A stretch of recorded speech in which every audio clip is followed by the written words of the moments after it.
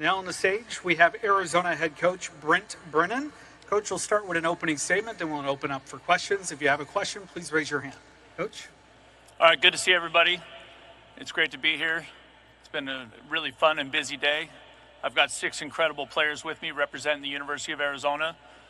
Going to be talking a lot about just what a busy offseason it's been for us.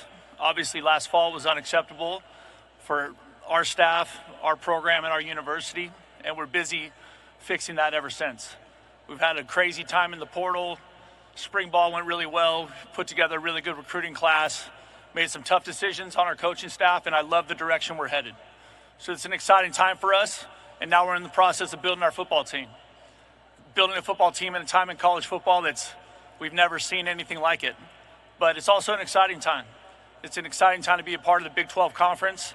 I think this conference is so deep, and everybody is well coached. There's high-level talent, and there's a really fun game to watch. And I think that part of it is exciting for us at U of A because I feel like it's a conference that is deep, but everybody has a chance to win.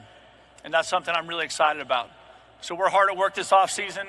This summertime, our players are getting after it in the Tucson heat, and I love where we're headed, and I love what we're doing. So I just want to say thank you for having me here, and I'm ready for your questions. All right, we'll go to the center right in the back. Justin Spears from the Arizona Daily Star. Coach, what gives you optimism that this year will be different than last?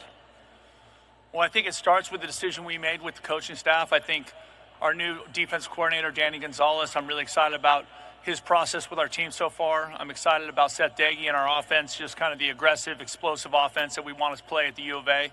And then I'm also excited about Craig Niver and what he's doing with our kicking game. I think it starts with them, but then I also think about Noah Fafita being a year older, a year more mature. I think the consistency of our coaching staff, our leadership, and the team knowing what my expectations are and how we're going to do things going forward. And I think it's a lot cleaner right now than it was a year ago, and I'm optimistic about how this season's going to go. Again, if you have a question, please raise your hand. We'll go center right, second row. Coach Lynn Harrington with State Line Power 5. How you doing today? Doing good. How are you? I am all right. So to follow up on what you were talking about, your quarterback, Noah Fafita, I mean, he did take a big step back last season. But with the loss of T-back in the first round in NFL, like how much strides can you think he could take forward approaching this upcoming season? So I think the step back for Noah Fafita is my fault, not his. We didn't do a good enough job running the football, and we didn't do a good enough job protecting him, right? Which I think we've done. We've made some moves in the direction of making that better right now. I think when we get to December, everybody in the conference and maybe everybody in America is going to be talking about Noah Fafita. When you watch how he delivers the football, he's one of the cleanest throwers I've ever seen, and I'm excited to see what he's going to do in Seth Daggy's offense. This is the perfect fit for him, and it's his time to shine. T-Mac or not, we love T-Mac. T-Mac's going to crush it in the NFL. We put enough wideouts in that room. We put enough skill positions around him in an offensive front. You're going to love what you see from Noah. We'll go center left. Hi, Coach. Mike Wilson, Sports Byline Radio. Is there a player on your team that surprised you or players on your team that surprised you during spring ball?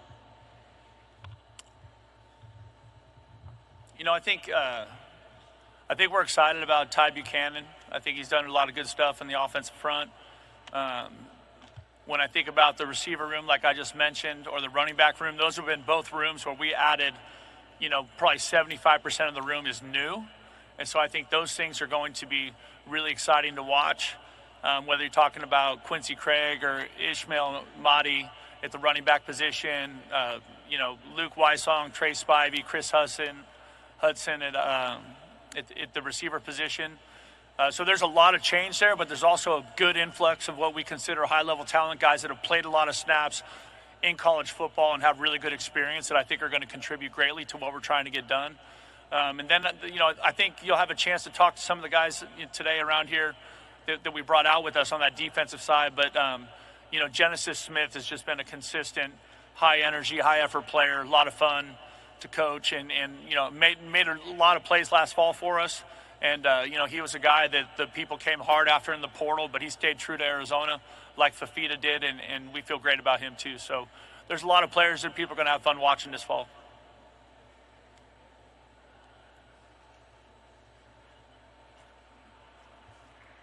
Go to center left. Barry.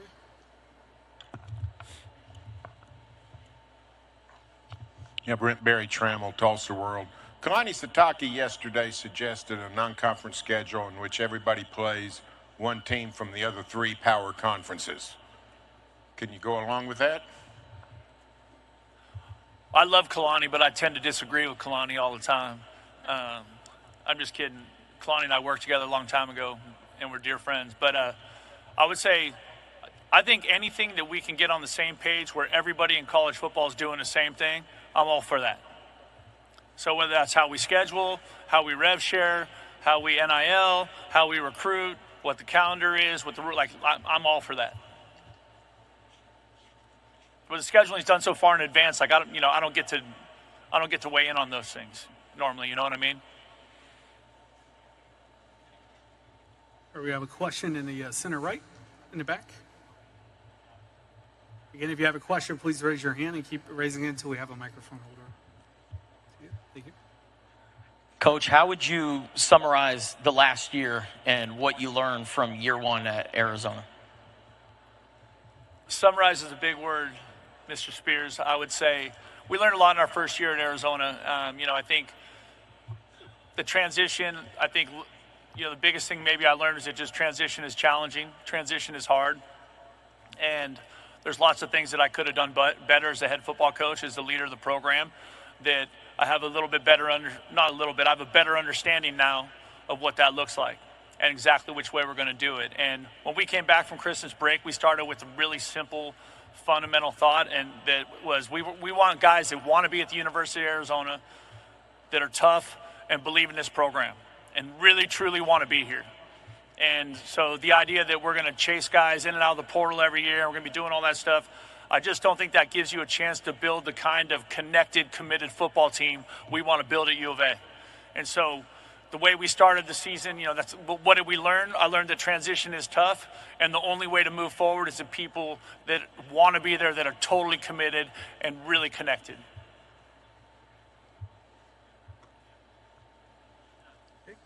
Coach, thank you for your time today, and best of luck this season. Thank you. Bear down.